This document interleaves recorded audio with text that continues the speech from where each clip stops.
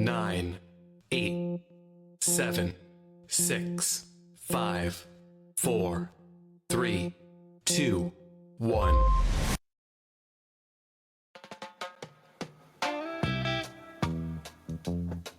Yo, yo, yo, good morning. Welcome to another episode on Open Your Ears, Listen, and Shut Your Mouth.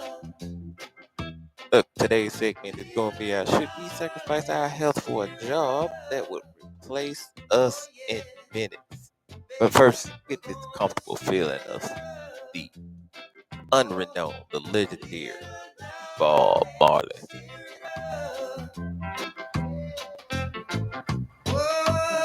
It's been a long, long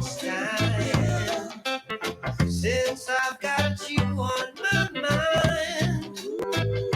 Yeah, and now you walk here. It's so very clear to see what we could do, baby. Just me and you, we could stay in love. Little darling, stay in love.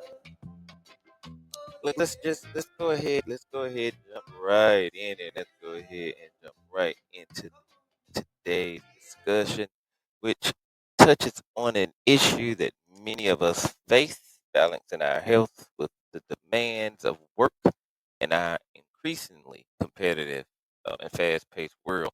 Hey, there is often an underlying question: should we sacrifice our health for a job, knowing that we could be replaced in the blink of an eye?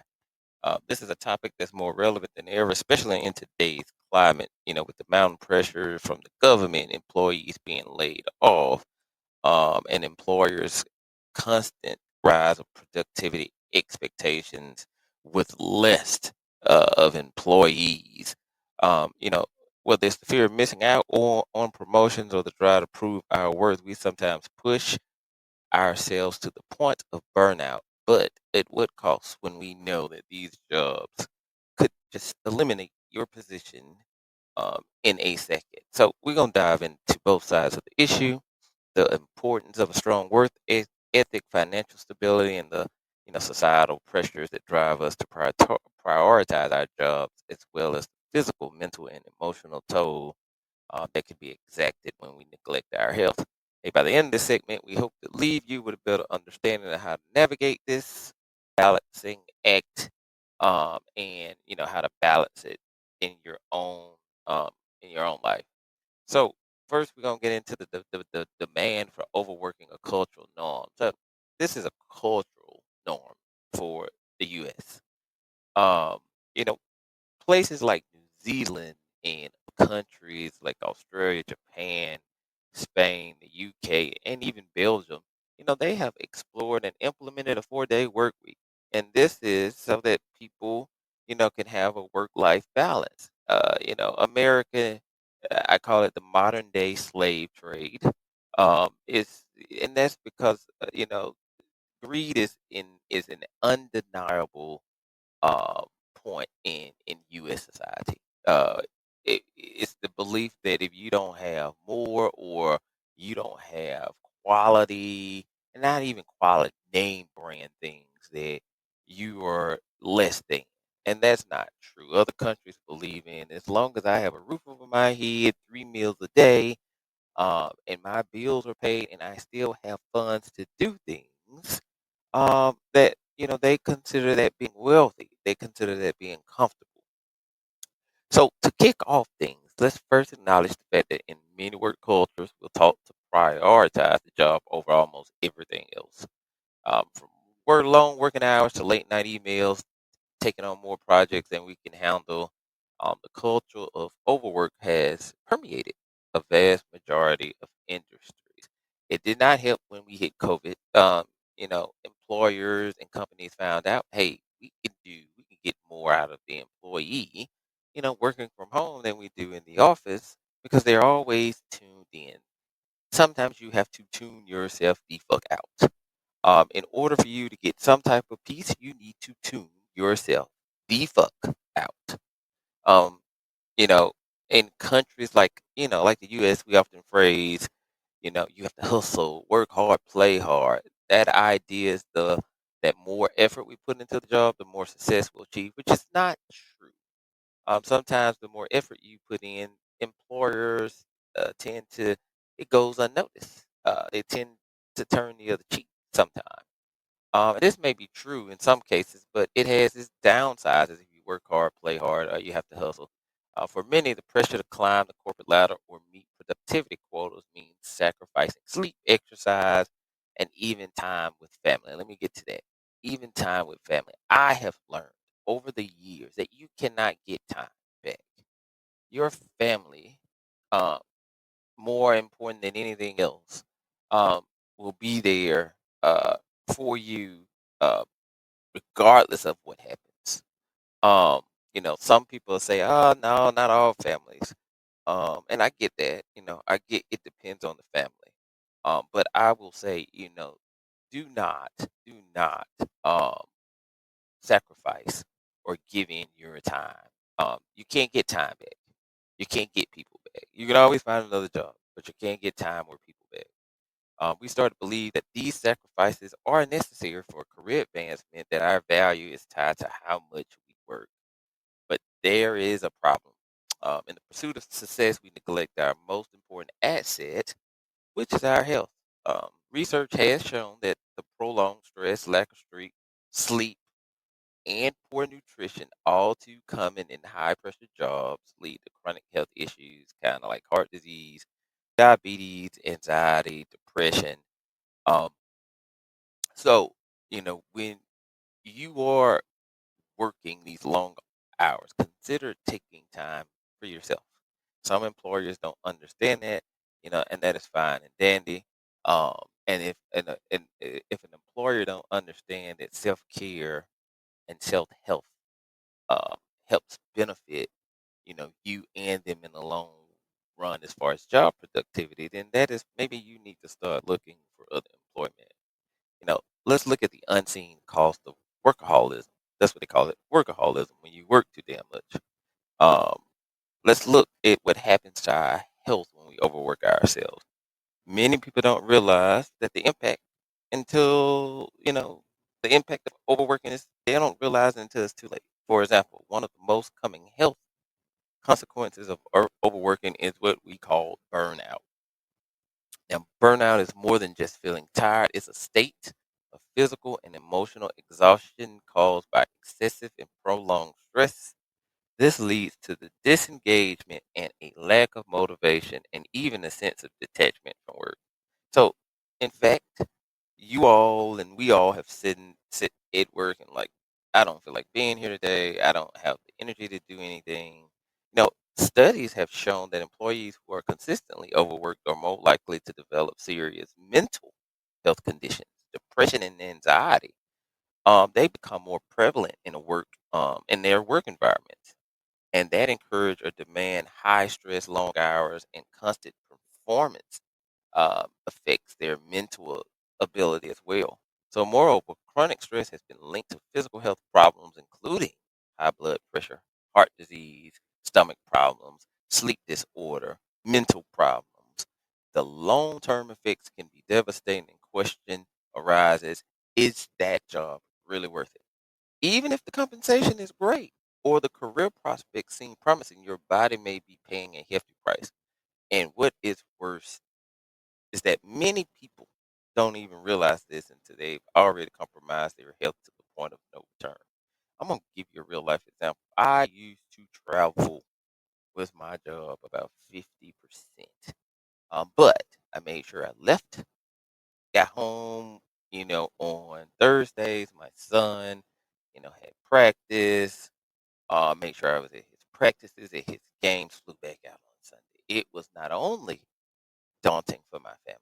It was daunting on my body until today, because the pressure of going up and down, flying, on different time zones. You don't realize how that affects your bones, your structure, your health, and it speeds up degenerative processes in your body. So, I did not realize how much that was affecting me until kind of recently. So take care of yourself. I know we all look at, hey, we got families to take care of, but make sure you take care of yourself first. The reality of it, employers don't always value us as individuals. Let me go back to that. Employers don't always value us and the work we do as individuals. So let's talk about the reality of employment in most modern industries, right? While we pour ourselves into our work, there's no guarantee that our employer view us as more than just replaceable fucking assets. I'm going to say it again. Employers, as much as we pour our heart into it, what's to say they don't just view us as more than just replaceable assets? At the end of the day, it's always the saying, you can be replaced. So in that asset, you need to look at, okay, I need to take care of my health. I need to take care of my health in my job and still be productive. But I need to make sure I take care of me first. Um, at the end of the day, businesses are driven by profit. And the unfortunate truth is that we are often seen as tools to help achieve those goals. In many industries, it's easy to feel like a cog in the machine, a resource to be used until it's no longer needed. Employers often make decisions based on efficiency, cost cut measures, and performance metrics. And then when the times come, they will replace us without a second thought. We've all seen it or experienced it, whether it's layoffs, restructuring, or the rise of automation. Employees can be let go at a moment's notice, regardless of how hard they've worked. We've seen that in recent days over the last couple weeks with all these cuts with the federal government. Tens of thousands of employees has been working for the government for over a decade, over a course of years. They just have had to go back into the job market. Now, what happens is this leaves us questioning the value of sacrificing our health and well-being for a job that can replace us in a heartbeat. When we put our health on the back burner to please our employers, we are essentially playing a game with new clear winner. So after all, the company will continue to thrive, but what what what happens to us? But will we continue to thrive? You know, once you've had that detrimental experience where you poured your heart out into a company and then you're laid off, that affects people mentally. So let's make sure that we are looking in between the lines there. Yeah, the salary might be great. You might have a family to take care of, but are you doing everything as far as compensation goes? Do you have a secondary piece of income? Do you have a side gig or a side hustle? Do you have something you can do part time? Always consider some of those assets and those prospects so that you can make sure that you have secondary income. So let's go into the importance of self care and boundaries. So how do we navigate this? How do we navigate, uh, you know, making sure our health is intact? So we can maintain a balance between work and health. The first step is to prioritize self care. Self care is not just about taking vacations or getting occasional massages. It's about setting boundaries, knowing when to say fuck no, no, and being intentional about your physical, mental, and emotional needs. You have to remember your employer do not control you. At the end of the day, if you work for a narcissist or employer that you think is controlling, that needs to tell you need to search for other employment. And some people in power do feel like, oh, they do control the status quo. Um, and if you are in that situation, you need to reevaluate your situation and your status, even if that means minimizing the way you live to so that you're living comfortable but not above your means. So here are a few strategies to protect your health while also being productive at work. Set boundaries. Learn to draw a line between your personal and professional life. This means not answering work emails after hours or avoiding work through your lunch break. Prioritize sleep. Sleep is crucial. I am bad at that. Um, I may sleep 3 4 hours. That's just You know, that's the military slash um, workout slash I need to make sure I'm out of the house by 6:30, 7 o'clock at me. But sleep is crucial to mental and physical well-being, yet it's often sacrificed in favor of getting work done. Try setting a consistent bedtime and don't let work interfere with your rest. And then practice mindfulness and stress management, whether it's meditation, yoga, or deep breathing exercises. Um, find ways to manage your stress throughout the day. Go for a walk. Um, you know, go to a prayer room and pray or meditate, and then exercise regular. Regular physical activity not only keeps you healthy, but also reduces stress. It boosts your mood and improves your overall productivity. And then know when to ask for help. There's nothing wrong with asking for help.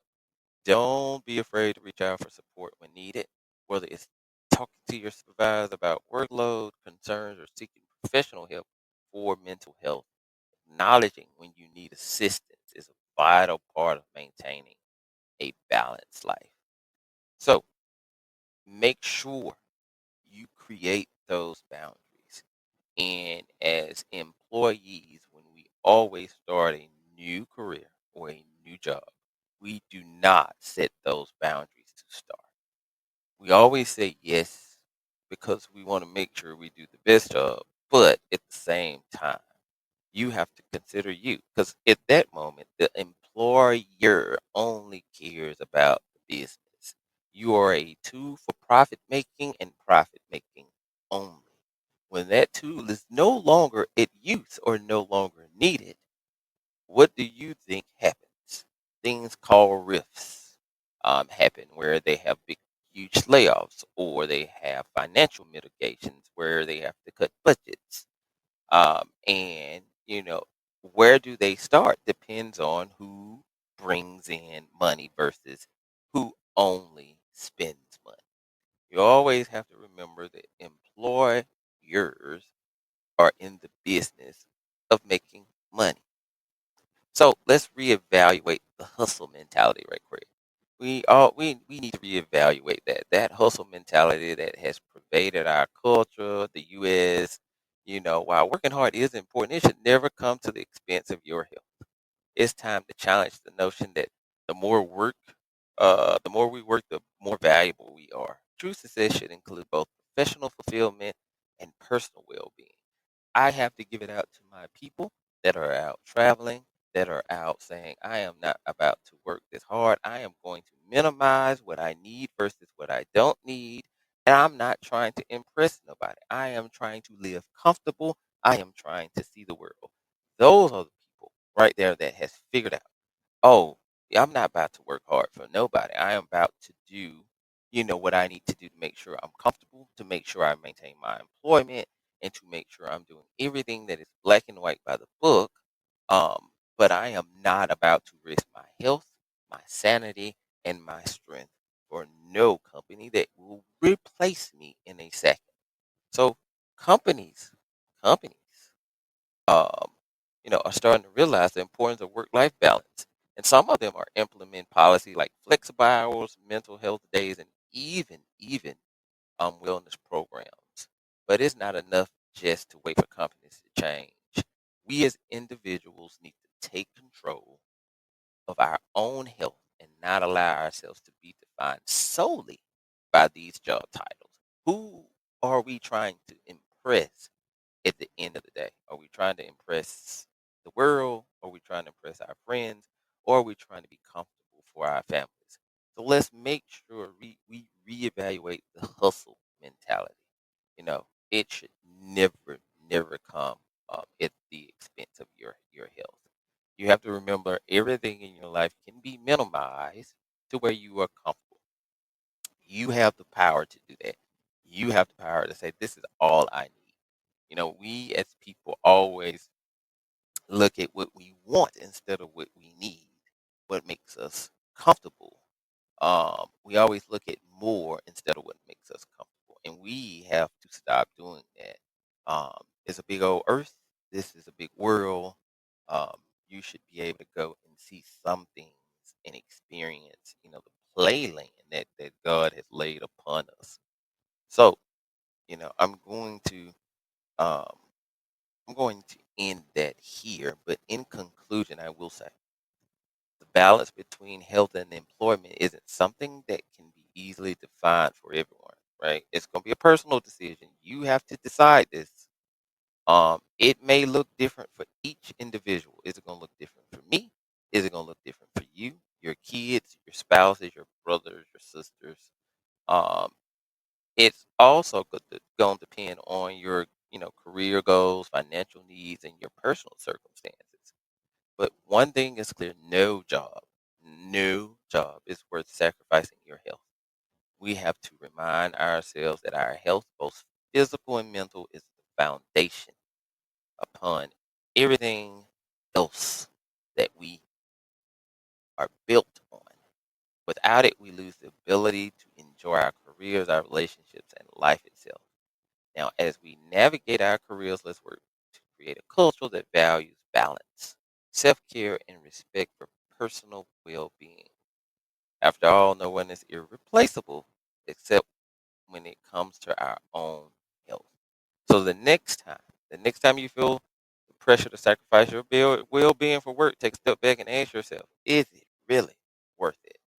Is it really worth me staying up all night, all day, stressing out because a task that could be done tomorrow, they want it done in the next 2, 3 hours because it's just their preference.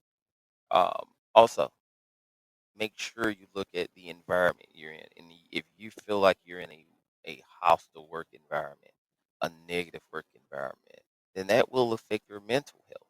That will affect how you go home daily. And you always want to make sure that you leave work at work and you go home and enjoy your family, enjoy your time. Always remember, make sure you do not live above your means. You live comfortable. You live to the point to where you can have money left to enjoy, the benefits of life and the benefits of earth and the benefits to travel. It doesn't take much. You spend only 25 to 30% at home. The rest of your time is spent at work. And it needs to be 50-50. You know, thank you. Thank you for joining me today. Let's keep the conversation going. Let's value ourselves, our health, and our future because ultimately, we are the ones that have to live with the consequences. Much love, much peace. Always. Thank you all. Thank you all for joining me. Make sure you take care of yourself, especially in today's climate. And I will see you all on the next episode. Send me an email, basementbanter13@gmail.com. Give me a topic. If you want to come on and talk with me and discuss with me, please do. I would happily love to have anyone and everyone on. Many blessings to you on this day. Have a wonderful week. Darling, still love.